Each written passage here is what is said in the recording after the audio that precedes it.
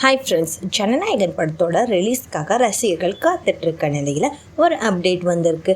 என்னங்கிறத பற்றி இந்த வீடியோவில் பார்க்கலாம். கூடிய சீக்கிரம் படம் ரிலீஸ் ஆக போகுது. என்ன நடந்திருக்குன்னு பார்க்கலாம். தளபதியோட ஜனநாயகன் படம் ஜனவரி 9 ரிலீஸ் ஆக வேண்டியது. ஆனால் சென்சார் விவகாரம் காரணமாக படத்தோட ரிலீஸ் தேதியும் தள்ளி போயிட்டுருக்கு. அதுக்கப்புறம் இந்த பிரச்சனை கோர்ட்டுக்கு போச்சு. என்ன நடந்துச்சுன்னு எல்லாருக்குமே தெரியும். நீதிமன்றத்தில் வழக்கை மறுபடியும் தனி நீதிபதிக்கு மாற்றி உத்தரவிட்டாங்க. ஸோ மறுபடியும் இந்த கேஸ் ஃபர்ஸ்ட்ல இருந்து ஆரம்பிக்கக்கூடிய சூழல் ஏற்பட்டுச்சு. இப்படிப்பட்ட சூழலில் தயாரிப்பு நிறுவனம் கேஸை வாபஸ் வாங்குறது தான் நல்லதுன்னு யோசிச்சிருக்காங்க. அந்த ஒரு முடிவை தான் இப்போ தயாரிப்பு நிறுவனமும் எடுத்திருக்காங்க.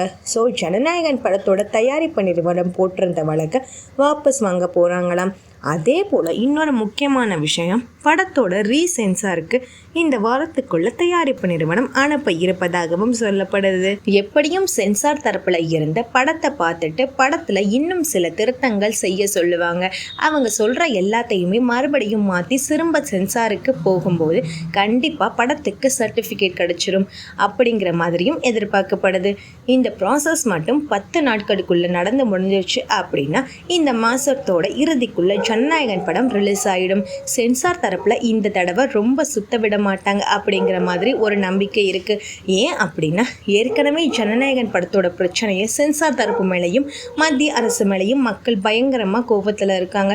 இப்படிப்பட்ட சூழல்ல மறுபடியும் படத்தை ரிலீஸ் பண்ண விடாம சென்சார் தரப்புல ஏதாவது இழுத்தடிச்சாங்க அப்படின்னா அது முழுக்க முழுக்க மத்திய அரசுக்கு எதிராகத்தான் போக போகுது. அதனால இந்த பிரச்சனையை இனிமேலும் மத்திய அரசு வளர்க்க மாட்டாங்க அப்படிங்கிற மாதிரி ஒரு நம்பிக்கை இருக்கு. இந்த மாசத்தோட இறுதிக்குள்ள படம் ரிலீஸ் ஆகுறதுக்கு அதிகபட்சமாக வாய்ப்பு இருக்கு. ஓகே ஃப்ரெண்ட்ஸ், வெயிட் பண்ணி பார்க்கலாம் என்ன நடக்க போகுதுன்னு.